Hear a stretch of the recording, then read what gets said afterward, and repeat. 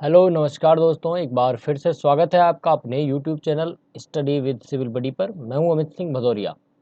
आज हम बात करने वाले हैं आरसीसी के लेक्चर नंबर 15 की, जिसमें हम सबसे पहले बात करेंगे रिटर्निंग वॉल के बारे में, देन स्टेयरकेसेस के बारे में। फिर एक लेक्चर अलग से हम बनाएंगे वाटर टैंक के लिए, क्योंकि एक ये जो लेक्चर बनने वाला है ज़्यादा बड़ा हो जाएगा, फिर बड़ा लेक्चर बनाने से कोई फ़ायदा नहीं है।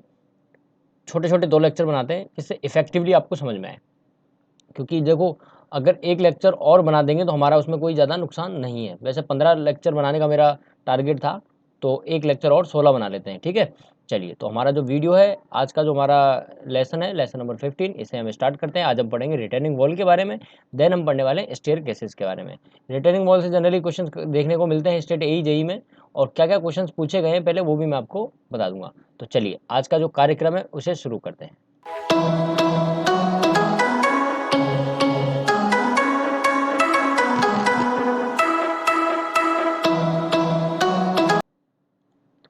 तो अब देखिए यहाँ पर क्या है कि कुछ इंपॉर्टेंट बातें हैं वो समझ लेना आप, तो कि जो रिटर्निंग वॉल है उस रिटर्निंग वॉल के टाइप्स वगैरह के बारे में काफ़ी बार पूछा जाता है।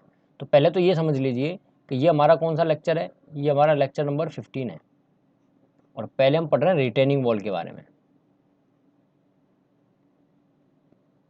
ठीक है, टॉपिक हमारा रिटर्निंग वॉल। अच्छा, अब अगर किसी के दिमाग में ये बात आ रही है कि रिटेनिंग वॉल क्या होती है, तो देखो रिटेनिंग वॉल क्या होता है। रिटेनिंग वॉल का बेसिक काम क्या होता है? मटेरियल को रिटेन करना। यानी आप ले सकते हो retain material on one side, मतलब एक साइड में मटेरियल को रिटेन करने का काम करते हैं। ज़्यादातर आपने देखा होगा अर्थवर्क वगैरह जो काम होता है, अर्थ वगैरह होती है, उसको रिटेन करने का काम करते हैं।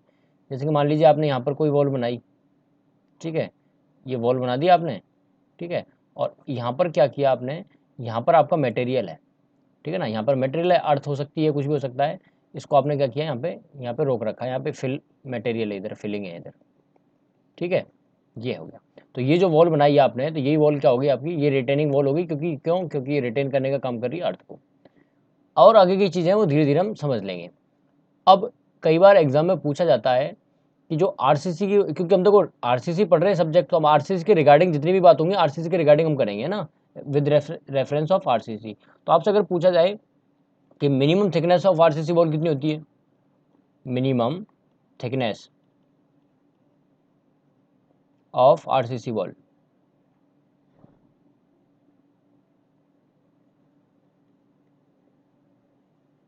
तो वो होती है आपकी 100 mm।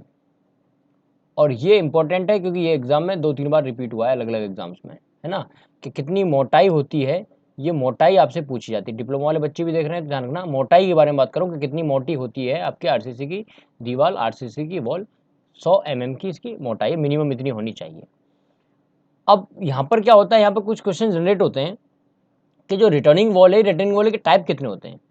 तो जनरली देखना, इसके अगर मैं टाइप की बात करता हूँ तो यहाँ पे कन्फ्यूज मत होना। टाइप्स की अगर मैं बात करूँ कितने टाइप की होती है, तो एक तो होती है आपकी ग्रेविटी, ठीक है, एक इसमें आती है सेमी ग्रेविटी, और एक आती है मटेरियल बेसिस। ये जो तरीके मैं बता रहा हूँ, टाइप्स में जो बता रहा हूँ, ये मेरे हिसाब से मैं बता रहा हूँ जिससे आपको समझ में आ जाए। और एक्चुअल में जो इसके टाइप्स है वो एक एक करके मैं बताने वाला हूँ कितने इसके टाइप हैं। अभी जो समझा रहा हूँ वो समझने का प्रयास करना। ग्रेविटी का मतलब क्या है? ग्रेविटी का मतलब है कि ऐसी आपने कोई रिटेनिंग वॉल बनाई, ऐसे आपने अपनी रिटेनिंग वॉल बना ली, वो रिटेनिंग वॉल जो अपने वजन की वजह से ही स्थिर है, वजन की वजह से क्या कर रही है, वहां पर रुकी हुई है। मतलब क्या है सर इसका? मतलब समझ में नहीं आया। मतलब क्या है, जैसे मैंने यहाँ पर एक डायग्राम बनाया छोटा सा, जिसमें मैंने कहा कि ये रिटेनिंग वॉल है, ब्लैक कलर से हैच किया हुआ है, अंदर की तरफ फिलिंग मटेरियल है। तो अंदर की तरफ जो फिलिंग मटेरियल है, क्या ये बाहर की तरफ फोर्स नहीं लगाएगा? जो इसको धक्का लगाएगा, किसको धक्का लगाएगा? इस वॉल को। तो ये वॉल अपनी जगह से हिल सकती है, फेल हो सकती है, अपनी जगह से आगे खिसकेगी, स्लाइड कर सकती है, या ज्यादा लोड आया ऊपर की तरफ से तो ये क्या कर सकती है, घूम सकती है, ओवरटर्न कर सकती है। यानी ओवरटर्निंग से बचने के लिए, या स्लाइडिंग से बचने के लिए, या फेलियर से बचने के लिए कौन है जो इसको यहाँ पर रोके हुए है, कौन रजिस्ट कर रहा है? तो इसको अगर रजिस्ट करने वाला इसका खुद का फोर्स हो, सेल्फ वेट हो, मतलब इसमें खुद में इतना वजन है, इतना ज़्यादा वजन है, कोई धक्का देगा तो ये आगे जाएगी नहीं। तो अगर सेल्फ वेट की वजह से ये रेजिस्टेंस जो आ रहा है सेल्फ वेट की वजह से है, तो इसे कहा जाएगा ग्रेविटी रिटेनिंग वॉल। दूसरा ऑप्शन ये समझ सकते हो कि एक रोड है, उस रोड पर एक बड़ा सा पत्थर रखा हो, बहुत बड़ा पत्थर, और आपसे कहा गया जाइए और इसको धक्का देकर हटा के आइए, साइड में कीजिए। आप गए और धक्का दिया, नहीं हो रहा आपसे साइड में वो, इसका मतलब है उसका सेल्फ वेट क्या है, सेल्फ वेट क्या है, बहुत ज़्यादा है। मतलब वो सेल्फ वेट रेजिस्टेंस प्रोवाइड कर रहा है आपको, ताकि आप उसको वहां से ना हटा सकें, यानी रोकने का प्रयास कर रहा है। समझ में आया? ऐसे इसके साथ होता है। सेमी ग्रेविटी वॉल क्या होती है? सेमी ग्रेविटी वॉल में क्या होता है कि जो आपने स्ट्रक्चर बनाई है, जो भी आपने वॉल वगैरह बनाई है, वो वॉल में क्या होता है कि मटेरियल तो है ही है, मटेरियल की वजह से वो है वहां पर, उसके अलावा वहां पर क्या है, रेनफोर्समेंट भी प्रोवाइड कर देते, ताकि आपकी क्या है, स्ट्रेंथ थोड़ी ज्यादा मिले। यानी कि टेंशन जो है ना, टेंशन, उस टेंशन को रिमूव करने के लिए, क्योंकि आपको पता है जहां टेंशन आ रही होगी वहां पर रेनफोर्समेंट यूज में लेते हैं, क्योंकि कंप्रेशन में तो कंक्रीट भी काम कर जाएगा हमारा, ठीक है ना। तो रेनफोर्समेंट भी अगर आपने यूज कर लिया है मटेरियल के साथ साथ में, तो आपके सेमी ग्रेविटी कहलाएगी। मतलब आपने मटेरियल तो बहुत बड़ा यूज किया, बहुत ज्यादा मटेरियल था, सेल्फ वेट की वजह से वो रेजिस्टेंस आ रहा था, लेकिन आपने थोड़ा कंफर्मेशन करने के लिए, एंश्योर होने के लिए आपने रेनफोर्समेंट भी यूज ले लिया, तो वो सेमी ग्रेविटी कहलाएगी। क्या कहलाएगी? सेमी ग्रेविटी कहलाएगी। अच्छा, इतना समझ में आ गया है। तो अब मटेरियल वाले की जो मैं बात कर रहा था, तो उसका मतलब ये है कि आपने ऐसी कोई वॉल बनाई, आपने अपनी तरफ से वॉल बना ली, वो वॉल क्या कर रही है, या रिटर्निंग वॉल क्या कर रही है, उसकी जो स्ट्रेंथ आ रही है, वो स्ट्रेंथ उसमें जो मटेरियल है, उस मटेरियल की वजह से आ रही है, ना कि उसके सेल्फ वेट की वजह से। समझ में आया? उसके वेट की वजह से नहीं आ रही, सेल्फ वेट की वजह से। वो किसकी वजह से आ रही है? वो आ रही है उसमें जो मटेरियल है उसकी वजह से। तो उसके बेसिस पर 2-3 तरह की आपकी वॉल्स होती हैं। ये कहानी समझ में आ गई? अब एक एक करके वॉल्स के बारे में समझ लेते हैं, कितने टाइप की वॉल होती है, कौन कौन सी वॉल होती है, वो अब समझ लेते हैं। ठीक है, देखिए अब मैं आपको एक एक करके वॉल बताने वाला हूं कि कितनी तरह की वॉल होती हैं और किस तरह से आपको ये पढ़ना है। तो एग्जाम में क्या होता है, कई बार वॉल्स के बारे में क्वेश्चन पूछा जाता है, कितने तरह की वॉल होती है और इन वॉल्स की क्या क्या खासियत है, कौन सी वॉल है जिसकी हाइट इतनी होगी, कौन सी वॉल है जिसकी हाइट कम ज्यादा होगी। जैसे एग्जाम में पूछा जाता है कि 3 मीटर की जो हाइट होती है वॉल की, वो कौन सी वॉल है जिसकी हाइट 3 मीटर की होती है। इस तरह के आपसे क्वेश्चन पूछे जाते हैं। तो ऐसे अगर क्वेश्चन आपसे पूछे जाए दोबारा, तो उन क्वेश्चन को कैसे डील करना है ये आपको आना चाहिए। ठीक है, तो देखो एक क्वेश्चन मैं आपको बता देता हूँ, एग्जाम में एक बार क्वेश्चन पूछा था और ये असिस्टेंट इंजीनियर वाले पेपर में भी आया था। क्या क्वेश्चन आया था? डीएफसीसीआई में आया था, मतलब बहुत सारे क्वेश्चन पेपर्स में आया है। वो पूछ लेते हैं रेनफोर्समेंट की लोकेशन क्या होगी, कैंटिलीवर, जो आपकी कैंटिलीवर टाइप की जो आपकी रिटर्निंग वॉल है उसमें। तो ऐसे क्वेश्चन बहुत पूछ लेते हैं, तो एक एक करके समझते हैं ना, काफी इंपॉर्टेंट है हमारे लिए आज का ये लेक्चर है ना, इसको हल्के में मत लेना, काफी इंपॉर्टेंट है। देखो चलिए, तो मैं एक एक करके आपको मैं बताने वाला हूँ। फर्स्ट टाइप की जो वॉल मैं लेने वाला हूँ वो समझना, वो है आपकी ग्रेविटी। ठीक है ना, तो मैं लिखता चलता हूँ थोड़ा थोड़ा सा और थोड़ा थोड़ा आपको समझाता हुआ चलता हूँ। आपको बस क्या करना है, एक बार सुनना है जो मैं बोल रहा हूँ। देखिए फर्स्ट टाइप की है वो है मेरी ग्रेविटी, ग्रेविटी टाइप की returning wall. Gravity returning wall की कुछ इंपॉर्टेंट बात है, जैसे कि पहली इंपॉर्टेंट बात क्या है कि इसमें जो रेजिस्टेंस जो मिलता है, रजिस्टिंग जो फोर्स है, जो रजिस्ट कर रहा है, रजिस्टिंग फोर्स क्या है, रजिस्टिंग फोर्स कहां से आता है, वो आता है इसके सेल्फ वेट की वजह से। किसकी वजह से? सेल्फ वेट की वजह से। ठीक है, और इसकी जो हाइट होती है, इसकी हाइट अप टू 3 मीटर तक होती है, ये इसकी हाइट है। मतलब क्या है, मतलब ये कहना चाहता हूं कि अगर आपको इसको रोकना है, इसकी हाइट कितनी लेनी है, इसकी हाइट 3 मीटर तक हो सकती है। अगर 3 मीटर से ज्यादा हाइट में अगर आपको रोकना है तो वहां पर ये वहां काम नहीं आएगी, 3 मीटर तक ही काम कर सकती है। फिर इसमें क्या है, ओवर टर्निंग वाला जो केस है वो काफी आने के चांसेस होते हैं इसमें। समझ में आया? तो 2 पॉइंट आपको याद रखने ग्रेविटी वाले में। अच्छा देखो यहाँ पर क्या होता है, यहाँ पर ये आपका जो ऊपर की तरफ जो आपको मैंने यहाँ शो किया हुआ है बैकफिल लिखा हुआ है, इसका मतलब क्या है, इस तरफ बैकफिल है। मतलब यहाँ पर क्या है, फिलिंग की हुई है और यहाँ पर रोकने का प्रयास किया जा रहा है। इस तरह से आपने क्या किया है कि यहाँ पर क्या है, एक वॉल बना दी, रिटर्निंग वॉल होगी। अब यहाँ पर भी आपने बैकफिल किया हुआ है, यहाँ पर ये वाला पॉइंट। ठीक है ना, तो आप ऐसे परेशान मत हो ना कि बैकफिल दोनों तरफ कैसे, मेन बैकफिल यहाँ पर है, ये तो स्टेबिलिटी प्रोवाइड करने के लिए टॉ में यहाँ पे प्रोवाइड किया जाता है। ठीक है, अभी आपको आगे और समझ में आएगा कि टॉ किसे कहते हैं, हील किसे कहते हैं, ये सब चीज़ें अभी मैं और एक्सप्लेन करूँगा एक एक करके। अभी जो टाइप्स हैं उनके बारे में मैं आपको बता देता हूँ। देन फिर आपका सेकंड आता है आपका सेमी, दूसरा वाला पॉइंट, सेमी ग्रेविटी। जैसा मैंने अभी बताया, सेमी ग्रेविटी वाले में क्या हो जाता है कि आपकी कोई वॉल है, देखिए वैसी वॉल है, अब इसकी थिकनेस क्या हो गई, मतलब वॉल की जो मोटाई वो थोड़ी कम हो गई, वॉल की मोटाई कम हुई, ये जो वॉल है वॉल की मोटाई कम हुई, बैकफिल अभी भी है। इसके साथ में एक स्पेशल चीज आ गई कि आपने क्या किया, जो टेंशन आ रही थी, टेंशन वाला फेस था, वहां पर आपने एक रेनफोर्समेंट प्रोवाइड कर दी। देखिए ये रेनफोर्समेंट आपको दिख रहा है, जिसको मैं अभी मैं रेड कलर से शो कर रहा हूँ। तो आपने देखो इस तरह से रेनफोर्समेंट प्रोवाइड कर दिया। मतलब रेनफोर्समेंट भी प्रोवाइड कर दिया, सेल्फ वेट की वजह से भी है, तो इंश्योर हो गए आप, स्टेबिलिटी आपको ज़्यादा मिल गई, तो इसे कहा जाता है सेमी ग्रेविटी। अच्छा, अगर आपसे सेमी ग्रेविटी के बारे में क्वेश्चन पूछा जाता है तो ध्यान रखना, सेमी ग्रेविटी में इतना पूछा जाता है कि सेमी ग्रेविटी में और ग्रेविटी में फ़र्क क्या है। तो सेमी ग्रेविटी में आप रेनफोर्समेंट यूज़ में लेते हो टेंशन साइड में, ये थोड़ा स्पेशल बात हो जाती है। अच्छा, अब जहाँ से क्वेश्चन बनते हैं ज़्यादातर वो वाला बात कर लेते हैं। कैंटिलीवर जो टाइप की रिटर्निंग वॉल है, यहाँ से काफ़ी ज़्यादा क्वेश्चन बनते हैं। कौन सी? कैंटिलीवर। कैंटिलीवर जो वॉल होती है, कैंटिलीवर रिटर्निंग वॉल होती है, यहाँ पे बहुत क्वेश्चन बनते हैं। तो पहले इसका फिगर समझना, फिगर क्या है। इधर फिलिंग है, फिलिंग कहाँ है? इस तरफ फिलिंग है। जिस तरफ फिलिंग होती है उधर ध्यान रखना, जिस तरफ फिलिंग होती है उसके नीचे जो स्लैब प्रोवाइड की जाती है, इस स्लैब को कहा जाता है हील स्लैब। क्या कहा जाता है? Heel slab. और जहाँ फिलिंग नहीं होती है उस तरफ की जो स्लैब होती है उसे कहा जाता है टॉ स्लैब। तो टॉ स्लैब किसे कहेंगे, हील किसे कहेंगे, समझ में आना चाहिए। डैम वाला अगर आपने मेरा वीडियो देखा है, WRE की वीडियो देखे, तो वहाँ से ऑलरेडी आपको समझ में आ गया टॉ किसे कहेंगे, हील किसे कहेंगे, देखते ही समझ में आ जाएगा। इसके अलावा जो चीज़ आप पहली बार सुन रहे होंगे, जो मैंने नहीं बताई है कभी भी, वो है आपका स्टीम। ये स्टीम किसे कहते हैं? ये आपको जो वर्टिकल वाली जो दिख रही है ना, ये वाली वॉल, ये वॉल जो है इसी को कहा जाता है स्टीम। इसे क्या कहा जाता है? स्टीम। इस वॉल को कहा जाता है स्टीम। तो मतलब आप ये कह सकते हो कि कैंटिलीवर जो वॉल है, कैंटिलीवर रिटर्निंग वॉल, इसमें 3 पार्ट होते हैं। एक तो स्टीम होता है, एक आपका टॉ होता है, और एक होता है आपका हील। ये 3 हिस्सों में इसको बांटा जाता है। बात समझ में आ रही है? बात समझ में आ रही है, नहीं आ रही है? और टॉय और हील, इन दोनों को एक साथ बोला जाता है बेस स्लैब। बेस स्लैब बोला जाता है, एक साथ अगर बोला जाएगा तो बेस स्लैब बोला जाएगा, वरना ये अलग अलग तरीके से अलग अलग पार्ट में डिवाइड होते हैं। टॉय बोला जाता है, हील बोला जाता है। समझ में आया? इसको बोला जाता है कैंटिलीवर बॉल। तो इसके इंपॉर्टेंट बातें क्या क्या है? इसकी इंपॉर्टेंट बात यह है कि जो हाइट होती है, इसकी हाइट अप टू कितनी होती है? 6 मीटर हाइट होती है। अप टू हाइट का अगर पूछ ले, वो 3 मीटर थी, अब ये कहाँ है? 6 मीटर तक यूज में लेते हैं। उसके अलावा इसके जो सेक्शंस हैं, कौन से सेक्शंस? तीनों सेक्शंस, चाहे स्टीमो, टोयो, हीलो, तो ऑल सेक्शंस आर डिजाइन, जब डिजाइनिंग की बात होगी, एज अ कैंटिलीवर स्लैब। मतलब क्या है? कैंटिलीवर स्लैब की तरह डिजाइन किए जाएंगे, ये कहना चाहता हूं मैं। मतलब अगर आप टॉय की बात करें तो टॉय भी क्या है? एक कैंटिलीवर की तरह डिजाइन होगा। टॉय की बात करें या हील की बात करें, कैंटिलीवर की तरह, और अगर स्टीम की बात करें तो ये भी कैंटिलीवर की तरह डिजाइन होगा। यानी कैंटिलीवर स्लैब मानते हुए इन तीनों को डिजाइन करना है अलग अलग, ये कहना चाहता हूं मैं। समझ में आया? क्वेश्चन पूछा जाता है यहाँ से, इसलिए आपको ध्यान से सुनना है चीजों को। चलिए, नेक्स्ट जो है वो है आपकी काउंटर फोर्ट रिटर्निंग वॉल। कौन सी है? Counter fort. अब काउंटर फोर्ट समझना क्या है, यहाँ कंफ्यूज मत होना। Counter fort, counter fort wall या काउंटर फोर्ट रिटर्निंग वॉल जो है, इसके बारे में समझना। काउंटर फोर्ट रिटर्निंग वॉल में क्या होगा कि अभी आपकी जो सेक्शन था, उस सेक्शन की स्टेबिलिटी बढ़ाने के लिए आपने क्या किया, और एक वॉल है वो कंस्ट्रक्ट कर दी इस तरह से, इसको सपोर्ट करने के लिए।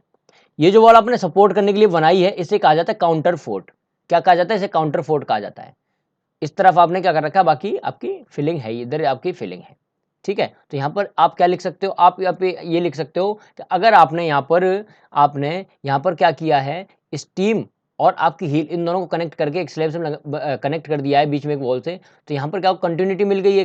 तो इसको जब डिजाइन किया जाएगा तो इसको कंटिन्यूस स्लैब की तरह डिजाइन किया जाएगा। किसकी तरह? तो आप लिख सकते हो stem and heel design continuous slab. लेकिन आपका जो टॉय है वो अभी भी किसकी तरह होगा? कैंटिलीवर स्लैब की तरह होगा। तो टॉय डिज़ाइन जो है आपकी, वो डिज़ाइन अभी भी किसकी तरह होगी? वो डिज़ाइन अभी भी कैंटिलीवर की तरह होगी, कैंटिलीवर स्लैब की तरह होगी। ठीक है, अगर आपसे पूछा जाए कि ये काउंटर फोर्ट जो वॉल है, जैसे ये एक वॉल यहाँ है, एक वॉल यहाँ है, तो इनकी स्पेसिंग कितनी होती है? तो ध्यान रखना, इनकी जो स्पेसिंग है वो 3 से लेके 3.5 मीटर तक होती है। अगर मीटर में आंसर ना मिले तो हो सकता है ऐसे भी दिया हुआ हो, जो वॉल की हाइट है उस h/2 से लेके h/3 हाइट तक की इनकी स्पेसिंग होती है। तो स्पेसिंग का ध्यान रखना, स्पेसिंग या तो मीटर्स में दी हुई होगी, मीटर्स में नहीं होगी तो हाइट की फॉर्म में होगी। अच्छा, इसकी हाइट कितनी होती है? तो इसकी हाइट क्या होती है? मोर देन, जब आपकी मोर देन 6 मीटर हाइट हो तो वहां पर इसका यूज किया जाता है। यानी कि मोर देन 6 मीटर की हाइट के लिए इस वॉल का यूज किया जाएगा। अभी तक जो मैंने पढ़ा था 3 मीटर पढ़ा था, फिर मैंने 6 मीटर तक पढ़ा था, और अब 6 मीटर से अगर ज़्यादा है तो उस केस में इसका यूज़ होगा। ठीक है, अब चलो, अब आते हैं नेक्स्ट बटर्स वॉल में। नेक्स्ट कौन सी है? Buttress wall. देखो बहुत आराम से पढ़ा रहा हूँ, दोबारा ना पढ़ना पड़े इस तरह से पढ़ा रहा हूँ। बटर्स वाली वॉल, जो बटर्स रिटर्निंग वॉल या बटर्स वॉल होती है, उसमें क्या होता है कि अभी आपने जिस तरह से स्टीम प्रोवाइड किया हुआ था, है ना, और नीचे स्लैब थी, अब क्या करते हैं, यहाँ पर एक वॉल बना दी जाती है ऐसे, ठीक है ना, इस तरह से वॉल बना दी जाती है। तो इस वॉल को बनाने से क्या होगा, इसमें स्टेबिलिटी मिलेगी, स्टेबिलिटी मिलने से क्या होगा कि ये इसकी स्ट्रेंथ और बढ़ जाएगी। ठीक है, तो आप ये कह सकते हो कि अब क्या होगा, बटर्स वॉल में भी इस तरह से, जैसे मैंने पहले कहा था, वही मैं बात यह कह सकता हूँ कि अब आपकी जो हील है, हील जो आपने बनाई है, उस हील को तो आपने छोड़ दिया है, बचा कौन? टॉय और स्टीम, इनको एक साथ जोड़ दिया है, तो इसमें स्टेबिलिटी मिल जाएगी, तो कंटिन्यूस बीम आएगा। तो आप कह सकते हो कि टॉ एंड स्टीम डिजाइन किसकी तरह करेंगे? कॉन्टिन्यूस की तरह, कंटिन्यूस स्लैब की तरह। और आपका जो हील होगा, उस हील को किसकी तरह डिजाइन करेंगे? कैंटिलीवर की तरह, कैंटिलीवर स्लैब की तरह। समझ में आ रहा है? अब यहां पर एक समस्या पैदा हो सकती है। समस्या क्या पैदा हो सकती है कि गुरुदेव, थोड़ी देर पहले आपने कहा था कि इस तरह से अगर कोई वॉल होती है तो उसे काउंटर फोर्ट कहते हैं, अब आप कह रहे हो बटर्स वॉल कहते हैं। पहले तो ये खुद कंफर्म करो कि बटर्स वॉल किसे कहेंगे, काउंटर फोर्ट किसे कहेंगे, क्योंकि हमारे पल्ले नहीं पड़ी है ये बात। दोनों में फर्क क्या है? दोनों हमको तो सेम लग रहे हैं, ये भी हमको वही लग रहा है जो यहाँ पर लिखा हुआ है, दोनों सेम डायग्राम लग रहे हैं, दोनों में फर्क क्या है? तो देखो, जिनको ये लग रहा है कि दोनों सेम है, उनको अब मैं फिर से एक बार बताता हूँ डायग्राम, फिर चमक जाएगी वाली बात कि दोनों में फर्क क्या है। कैसे चमकेगी भैया? ये ऐसे चमकेगी कि देखो, ये क्या है? बोलो, क्या है ये? अरे बोलो, क्या है? स्टीम है, और क्या है? बात समझ में आ रही है? ये क्या है? स्टीम है। अब एक बात बताओ, इसमें फिलिंग कहाँ है? फिलिंग किस तरफ है? फिलिंग किधर है? फिलिंग है इधर। जिस तरफ फिलिंग होती है वो उधर क्या होता है? हील। तो ये क्या है? हील है। यानी कि आपने क्या किया, एक नोट लिख सकते हो, यहां पर एक नोट लिख सकते हो। क्या लिख सकते हो? हील और स्टीम के बीच में दीवार, वो दीवार क्या है? वही है काउंटर फोर्ट। समझ में आया? जिस तरफ फिलिंग है उसी तरफ आपने क्या की? दीवार बना दी, उसी तरफ जहां तरफ फिलिंग है, जिस तरफ मिट्टी है। अब भैया इधर आना, फिलिंग किस तरफ है? उस तरफ है, फिलिंग इस तरफ है। हील किधर होगी? हील इधर होगी, और कहां होगी? तो टॉ कहां होगा? टॉ यहां होगा, और कहां होगा? स्टीम कहां है? स्टीम ये रहा। यानी कि क्या नोट करना, क्या नोट करना? स्टीम और टॉय के बीच दीवार, कौन सी दीवार? Buttress wall. अब समझ में आया दोनों फर्क? वहां पर तो है स्टीम और हील के बीच में, और यहाँ है स्टीम और टॉय के बीच में दीवार। समझ में आया? तो इंक्लाइंड वॉल दोनों में लग रही होगी आपको एक जैसी, लेकिन भैया ये कहाँ है? ये तो फिलिंग के दूसरी तरफ है, खाली वाली जगह पे है। ये खाली जगह में बटर्स, जबकि वो कहाँ है? भरी हुई जगह में, जहां मिट्टी उसी तरफ बनाई गई दीवार। तो दोनों में फर्क है, दोनों एक नहीं है। आज तक आपको लगता होगा एक थी, लेकिन ये एक नहीं है, अलग अलग है। समझ में आया? समझ में आ जाना चाहिए, नहीं आया है तो, है ना, समझ में आना चाहिए। चलिए, अब यहां पर एक क्वेश्चन आप पूछ सकते हो कि सर ये मामला क्या है, क्यों कर रहे हैं हम बटर्स वॉल, क्यों लगा रहे हैं हम काउंटर फोर्ट वॉल, जरूरत क्या है? बिना काम के भी तो काम हो सकता था, बिना इनको लगाए जैसे पहले हो रहा था। तो ध्यान रखना, जब आपके bending movement and shear force आता है तो उनको रजिस्ट करने के लिए इसका काम में आता है। जब आपका बेंडिंग मूवमेंट और शेयर फोर्स ज्यादा आते हैं तो उनको रजिस्ट करने के लिए इनका प्रयोग किया जाता है। किसका प्रयोग किया जाता है? किसका प्रयोग बता रहा हूं, किसका यूज बता रहा हूं मैं? दोनों का, काउंटर फोर्ट और बटर्स, दोनों का बता रहा हूं। बटर्स काउंटर फोर्ट का यूज कब होगा? जब आपको बेंडिंग मोमेंट शेयर फोर्स आ रहे होंगे ज्यादा, इनको रजिस्ट करने के लिए इसका यूज होता है। ठीक है, चलिए अब एक और नोट लिख लीजिए। मामला अगर नोट की तरफ चल रहा है तो नोट कम नहीं आनी चाहिए, नोट ज्यादा होनी चाहिए हमारे पास में। नोट की कमी बिल्कुल नहीं होनी चाहिए, जितने नोट उतना ही फायदा, है ना। चलिए अब देखो, एक और नोट क्या लिखना कि जो विड्थ है और हाइट है आपकी वॉल की, उसका रेशियो होता है कुछ ना कुछ। ये लगभग 0.5 से लेके 0.6 तक होता है, लगभग होता है ना अप्रोक्सीमेटली। ये तब होता है जब विदाउट सरचार्ज की बात होगी, विदाउट सरचार्ज।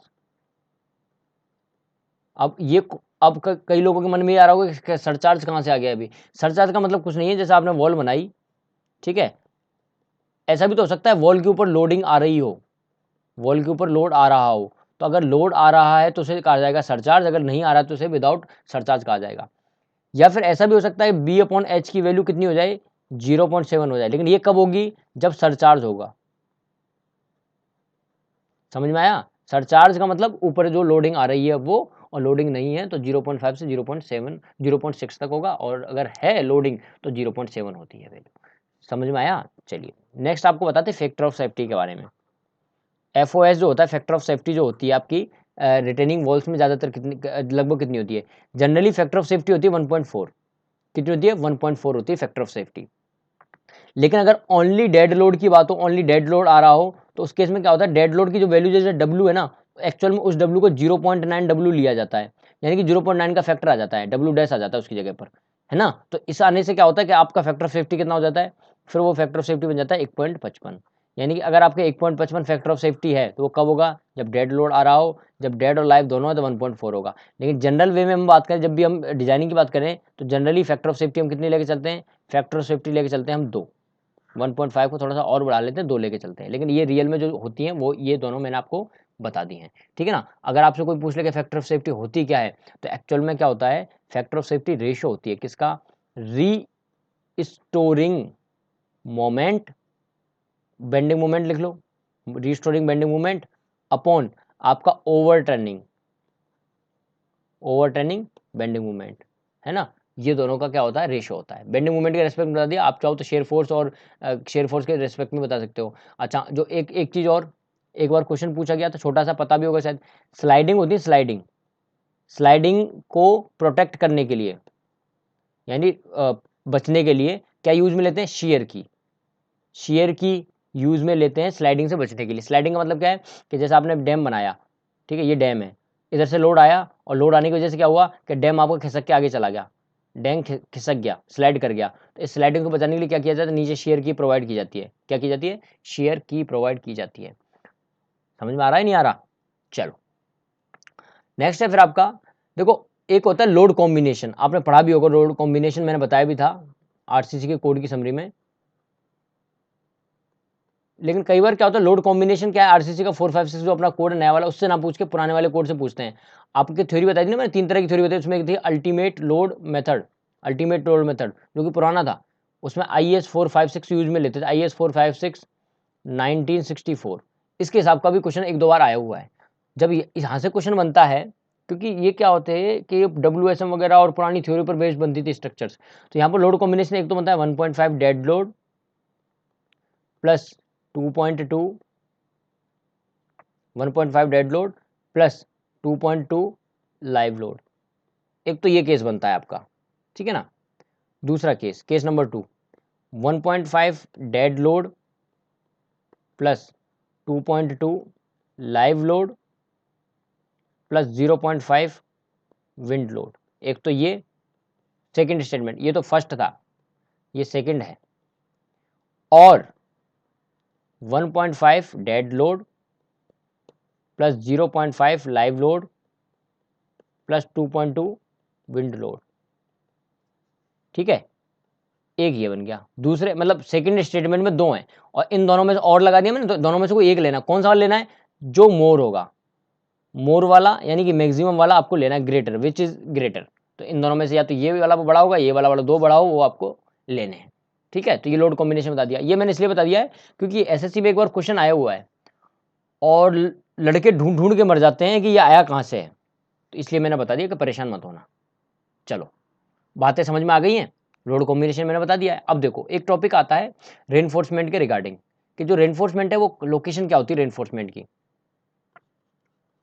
लोकेशन जो यहां से क्वेश्चन बनता है, बनता क्या है, मतलब क्वेश्चन एक ये ले दे के 3 क्वेश्चन बनते हैं, उन तीनों क्वेश्चन को बार बार पूछ लेते हैं। Location of reinforcement in cantilever retaining wall. देखो कैंटिलीवर रिटेनिंग वॉल है, इसमें से रेनफोर्समेंट कहाँ प्रोवाइड करना है समझना। पहले मैं आपको समझाता हूँ कि रेनफोर्समेंट कहाँ प्रोवाइड कर रहे हैं और क्यों कर रहे हैं। देखो ये आपकी वॉल थी, है ना, और नीचे आपने इस तरह से बेस स्लैब प्रोवाइड कर दी। यहां आपका मटेरियल फिल है। कहाँ है मटेरियल फिल? यहाँ मटेरियल फिल है। मेरा मन ये हो रहा है कि मटेरियल को हटाते हैं, मैं खुद खड़ा हो जाता हूँ यहाँ पर, मटेरियल की जगह मैं खुद खड़ा हो जाता हूँ। मैं बोलूंगा कि भैया मैं ही हूँ मटेरियल। मटेरियल का काम क्या है? मटेरियल का काम है इस दीवार को धक्का लगाना, इस दीवार को धक्का लगाना, ठीक है। साथ ही साथ में नीचे भी धक्का लगाऊंगा, मेरा वजन तो नीचे भी जाएगा और इधर भी लगेगा। तो देखो अगर मैं यहाँ खड़ा हूँ, अगर मैं यहाँ खड़ा हूँ तो मैं क्या करूंगा, एक तो नीचे फोर्स लगाऊंगा और एक इसको इधर धक्का दूंगा। तो देखो अगर मैं धक्का देता हूँ तो ये डायग्राम कुछ ऐसा नहीं बन जाएगा क्या? पहले तो वॉल थी ऐसी, पहले वॉल ऐसी थी, धक्का लगाने से क्या हुआ, वॉल ऐसे डिफ्लेक्ट हो जाएगी। भैया होगी नहीं होगी, इसमें कुछ समस्या थोड़ी है। दूसरा, पहले यहाँ पर ऐसी वॉल थी, ये स्लैब जो है ऐसी थी, मतलब हील जो है ऐसी थी। जैसे ही मैंने धक्का लगाया, मतलब मेरा वजन आया, तो वजन आने से क्या हुआ, ये नीचे की तरफ डिफ्लेक्ट हो जाएगी ऐसे, है ना, ये नीचे की तरफ जाने का प्रयास करेगी, करेगी नहीं करेगी? अगर ये ऐसे इनकी शेप ऐसे बन गई है तो बाहर वाली स्लैब क्या है, बाहर वाली स्लैब भी फिर ऐसे जाएगी। तो ऐसा कुछ डायग्राम बना, ऐसा कुछ डायग्राम बना, सही से नहीं बनाया है मैंने, लेकिन कहीं ना कहीं इमेज बनाने के काम आएगा आपके माइंड में। इससे पता क्या चला, इससे एक चीज पता चली कि यार यहाँ पर क्या है, इस फाइबर पर टेंशन आ रही है, जहाँ इस चीज को हाईलाइट कर रहा हूँ उसको समझना, यहाँ टेंशन आ रही है, यहाँ पर टेंशन आ रही है, और यहाँ पर कहाँ टेंशन आ रही है, यहाँ पर यहाँ टेंशन आ रही है। जहाँ जहाँ टेंशन आ रही है रेनफोर्समेंट वहीं लाएगा, रेनफोर्समेंट वहीं आएगा। तो देख लो यहाँ टेंशन आ रही थी तो यहाँ रेनफोर्समेंट आ गया। देखो ये रेनफोर्समेंट है, ये वॉल बना, ये जो लाइन है ये रेनफोर्समेंट को बता रही है। और यहाँ पर रेनफोर्समेंट कहाँ आएगा, टॉप में आएगा, क्योंकि यहाँ पर भी टॉप में ही आ रही है। देख लो टॉप में ही तो आ रही है, ये देखो हैच बनाया मैंने। और आपके जो टॉ है, टॉ कहाँ, बाहर की तरफ वाला, उसके नीचे आ रही टेंशन, हील में नीचे की तरफ आ रही बॉटम में, तो बॉटम में रेनफोर्समेंट प्रोवाइड करेंगे। यानी कि आप एक स्टेटमेंट लिख सकते हो यहाँ पर, क्या स्टेटमेंट लिख सकते हो, main reinforcement in steam upright slab भी इसी को बोलते हैं। कहाँ होता है, इनर फेस पर। कहाँ होता है, इनर फेस पर, इसको इनर फेस बोला जाता है, ध्यान रखना, अंदर की तरफ। क्यों? क्योंकि बैकफिल तो इधर ही है ना, ठीक है ना। मेन रेनफोर्समेंट इन हील, हील में कहाँ है, हील में कहाँ है, टॉप में। मेन रेनफोर्समेंट इन टॉ कहाँ है, बॉटम में।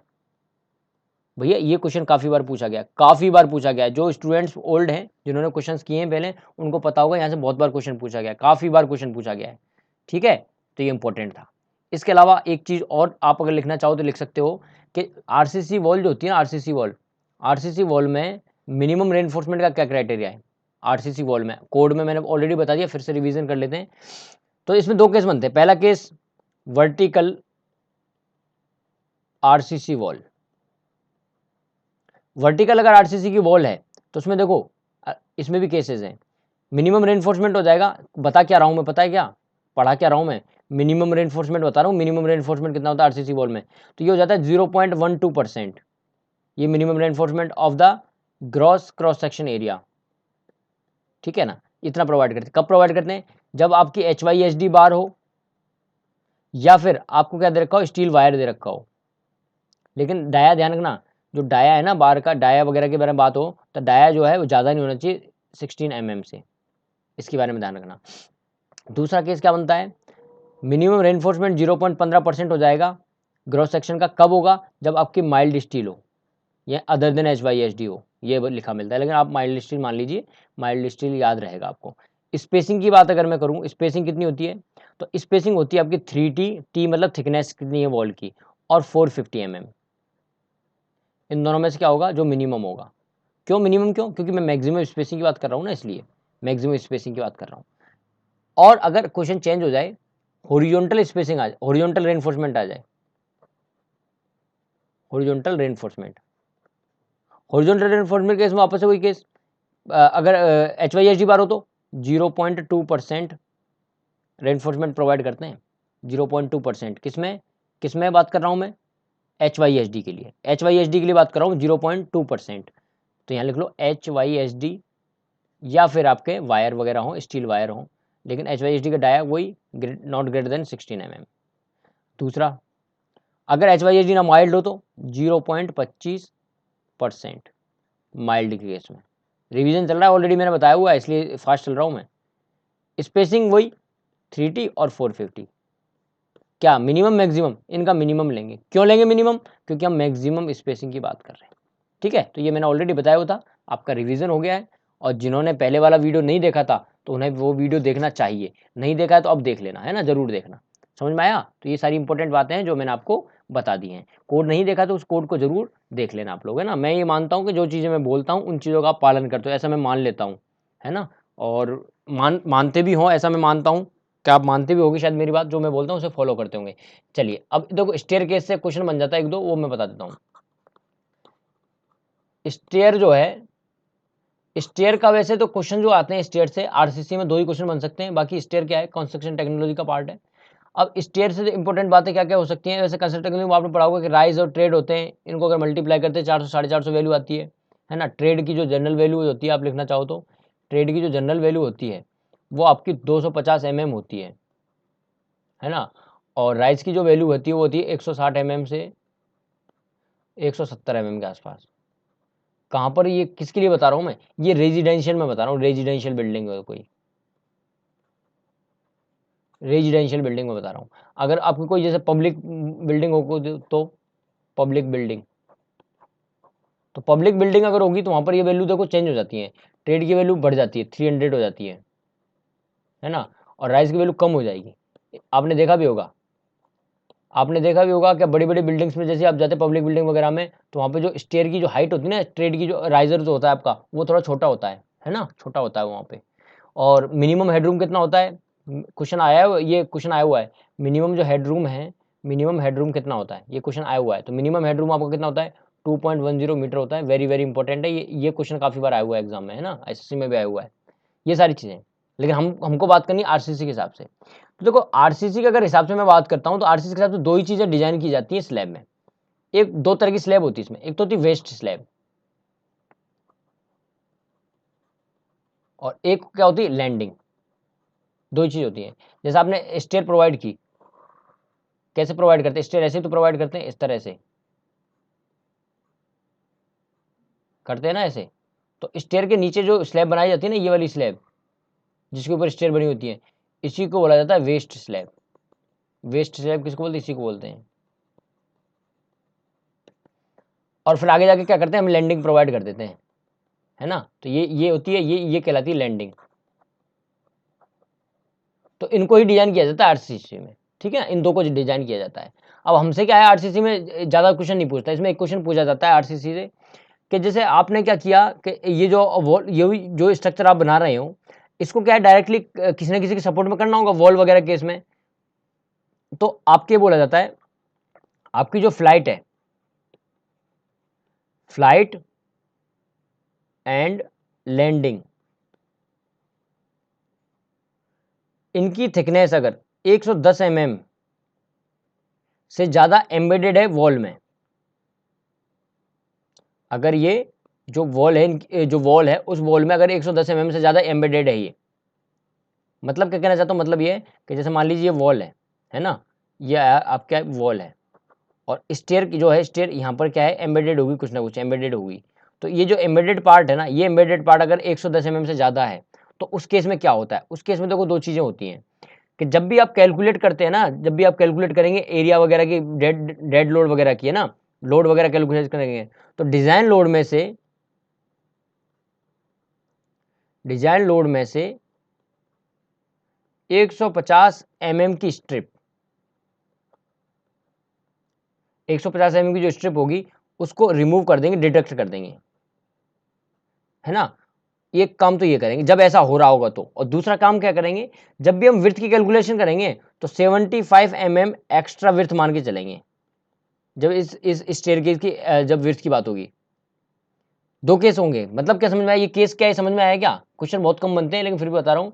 अगर आपकी वॉल के अंदर जो एम्बेडेड पार्ट है इस स्लैब का, इसका स्टेयरकेस का 110 mm से ज़्यादा अगर आपने वहाँ पे क्या कर रखा है, इंसर्ट कर रखा है, वॉल के अंदर घुसेड़ा हुआ है आपने, वहाँ पर इंसर्ट किया हुआ है, तो आपने अगर यहाँ से ज़्यादा घुसा हुआ पार्ट है इसका अगर यहाँ पे, तो ये क्या हो जाएगा, एम्बेडेड पार्ट अगर ज़्यादा है तो उससे क्या होगा कि दो केस होंगे, जब भी डिजाइन करेंगे ना तो 150 mm की एक स्ट्रिप हट जाएगी और 75 mm एक्स्ट्रा विड्थ आएगी जब विड्थ की कैलकुलेशन होगी। अब यहाँ पे समझ में नहीं आया कि सर 75 mm कैसे हट जाएगी, क्या होगा। तो देखो ऐसे मान के चलो कि ये वॉल है, बड़ा बना देता हूं, ये वॉल है, यहां पर क्या हुआ, ये स्टेयर है आपकी, ये स्टेयर है। अब ये पार्ट एम्बेडेड है एक्चुअल में, जो मैंने हैच किया है ये पार्ट एम्बेडेड है। तो आपको करना क्या है कि जब भी लोड आएगा ना, इस पर लोड आएगा, लोड, ये लोड की कैलकुलेशन हो रही है, तो आपको क्या करना है, इस लोड की कैलकुलेशन यहीं से स्टार्ट करनी है, यहां से। मतलब ये वाला जो पार्ट है ना, ये वाला पार्ट 150 mm का पार्ट, इस पार्ट को क्या है कैलकुलेट करना ही नहीं है, खाली छोड़ देना है। समझ में आया। तो 50 mm 150 mm की जो स्ट्रिप है, ये येलो कलर से मैं दिखा रहा हूँ, इसको छोड़ देना यहीं की यहीं। समझ में आया। लेकिन जब विड्थ की बात होगी तो विड्थ में क्या करना है आपको, ये 75 mm क्या है यहाँ तो लेके चलना है। विड्थ की जब कैलकुलेशन होगी तो विड्थ आपको यहाँ से कैलकुलेट करनी है, यहाँ बाहर से कैलकुलेट करनी है विड्थ, ये कहना चाहता हूँ मैं। ठीक है। इसके अलावा मैंने स्टेयर केस में एक चीज़ और बताई थी, अगर आपने मेरे वीडियो देखा कोड का, कि जब स्टेयर बनाई जाती है तो वहाँ पे क्या है, स्पान वगैरह कैलकुलेशन करते हैं हम। जैसे ये आपकी स्टेयर है, इस तरह से कि स्टेयर प्रोवाइड की गई है, रफली मैं बना देता हूँ। फिर मैंने कहा था यहाँ लैंडिंग प्रोवाइड की जाती है, लैंडिंग वगैरह प्रोवाइड की हुई है, तो उसको हम बीच में से कट कर लेते हैं, दो भागों में बराबर बराबर कट कर लेते हैं। एक को एक्स बोल देते हैं, दूसरे को वाई बोल देते हैं। ये गोइंग होती है जी, ये भी वाई, ये एक्स, इस तरह से। फिर कैलकुलेशन कैसे करते हैं इस चीज़ की, तो ये भी मैंने कोड में बताया है। तो अगर आपने कोड का वीडियो नहीं देखा है तो उसे आप देख लेना, वहाँ से कवर हो जाएगा। ठीक है। तो ये हमारा क्या था, बेसिकली ये हमारा वीडियो था रिटेनिंग वॉल का, जिसमें स्टेयर के बारे में थोड़ा सा हमने पढ़ लिया, क्योंकि स्टेयर का आरसीसी के रेस्पेक्ट में अगर बात करें ना, तो आरसीसी के रेस्पेक्ट में क्वेश्चन नहीं बनता है। क्वेश्चन बनता है कंस्ट्रक्शन टेक्नोलॉजी में, जो कि एक अलग पार्ट है ना, अलग एक सब्जेक्ट हो जाता है। वहाँ से फिर हमको अलग तरीके की चीज़ें पढ़नी है। आरसीसी में जो क्वेश्चन बन सकता है, एक कंसेप्ट है जो यहाँ बन सकता था, ये 75 mm वाला ही वाला जो मैंने बता दिया है। बाकी और क्वेश्चन नहीं बनेगा। स्पेसिंग का बनता है कि मतलब इसका स्पान का, वो मैंने ऑलरेडी कोड में कवर करवाया हुआ है। बाकी रिटर्निंग वॉल के चांसेस अच्छे होते हैं, तो ये मैंने आपको करवा दिया है। ठीक है। तो लेक्चर कंप्लीट है आज का हमारा। अब क्या करना है, नेक्स्ट लेक्चर में मिलते हैं, जहाँ मैं आपको वाटर टैंक के बारे में बता देता हूँ, और रेनफोर्समेंट जो ब्रिक वर्क होता है, ब्रिक वॉल होती है, उसके बारे में आपको बताते हैं नेक्स्ट लेक्चर में। तो अगर आपको जैसे वीडियो अच्छा लगा है तो इस वीडियो को क्या करना है, आपको अपने दोस्तों को शेयर करना है। इसके अलावा मैंने आपको कहा है, अगर आपके मेरे वीडियोज़ अगर आपको पसंद आ रहे हैं, आपको फ़ायदा हो रहा है, तो आप अगर डोनेशन करना चाहते हैं हमारे चैनल की ग्रोथ के लिए, तो आप ₹1 डोनेट भी कर सकते हैं हमारे चैनल के लिए। तो बहुत बहुत धन्यवाद, थैंक यू। जय हिंद, जय भारत, जय जवान, जय किसान।